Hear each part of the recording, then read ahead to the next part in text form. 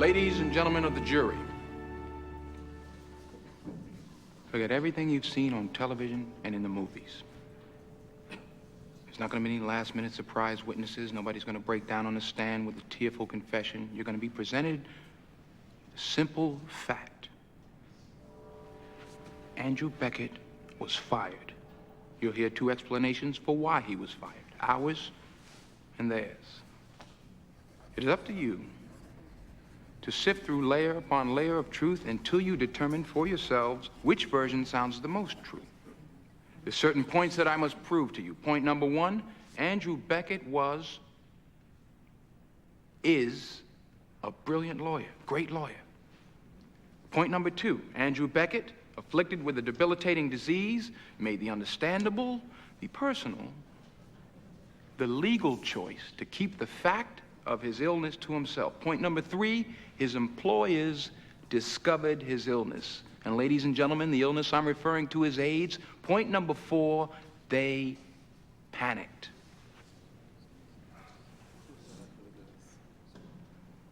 And in their panic, they did what most of us would like to do with AIDS, which is just get it and everybody who has it as far away from the rest of us as possible. Now, the behavior of Andrew Beckett's employers may seem reasonable to you. It does to me. After all, AIDS is a deadly, incurable disease. But no matter how you come to judge Charles Wheeler and his partners in ethical, moral, and in human terms, the fact of the matter is, when they fired Andrew Beckett because he had AIDS, they broke the law.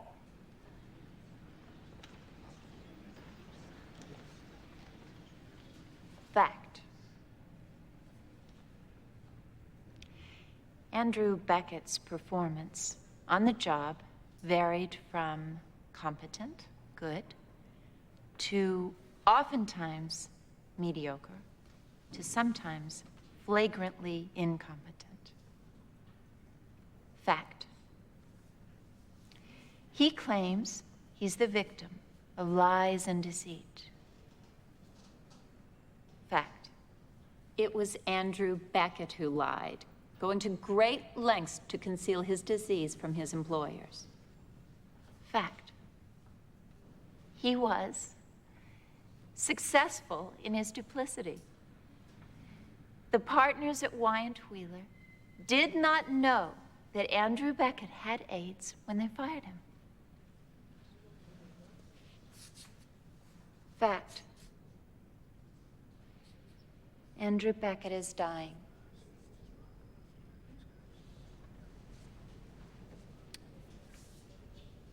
Fact. Andrew Beckett is angry because his lifestyle, his reckless behavior has cut short his life. And in his anger, his rage, he is lashing out. And he wants someone to pay. Thank you.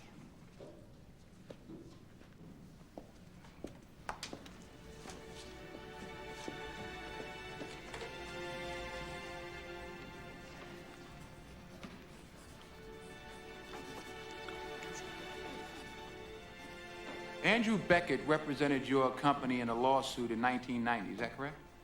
That's correct. Were you pleased with his work? We were satisfied with the outcome of the litigation.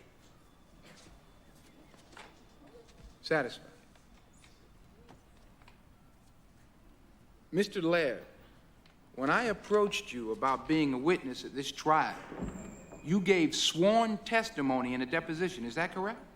That's correct. In that deposition, you said that you were impressed and delighted with the quality of Andrew Beckett's work. Do you recall saying that?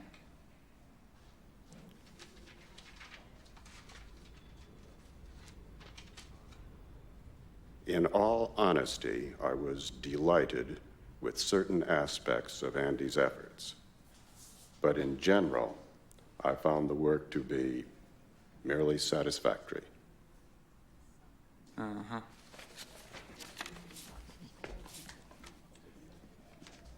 Do you agree that a bologna sandwich is a satisfactory meal, whereas caviar and champagne, roast duck, and baked Alaska, that might be considered a delightful meal? We object. These gastronomical comments are irrelevant to these proceedings, Your Honor. No, they are not irrelevant. Your Honor, 5 months ago, this witness characterized Andrew Beckett as caviar. Now he's calling him a bologna sandwich. I think that the jury is entitled to know what powerful force has caused him to change his mind.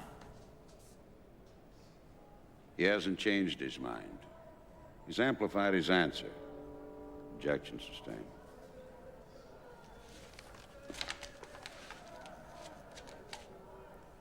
All right.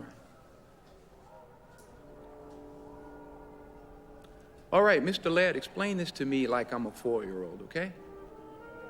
Did Andrew Beckett win your lawsuit for you?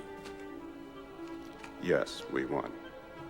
Oh, congratulations. That must have been a very satisfactory experience.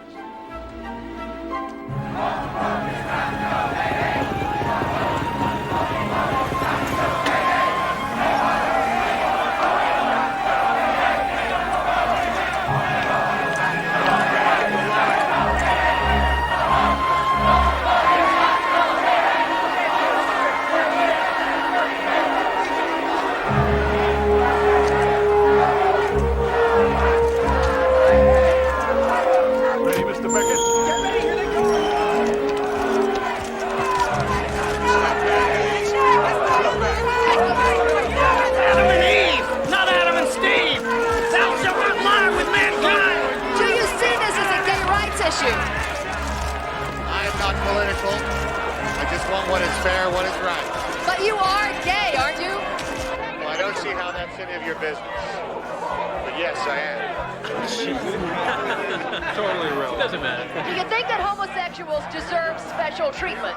Hell no. We're standing here in Philadelphia, the city of brotherly love, the birthplace of freedom, where the founding fathers authored the Declaration of Independence. And I don't recall that glorious document saying anything about all straight men are created equal. I believe it says all men are created equal, Angela. Give me a goddamn break. As far as someone being fired in a law firm or a business, if we found that their action was discriminatory, they could no longer do business with the city. Thank you, Mayor. Sure.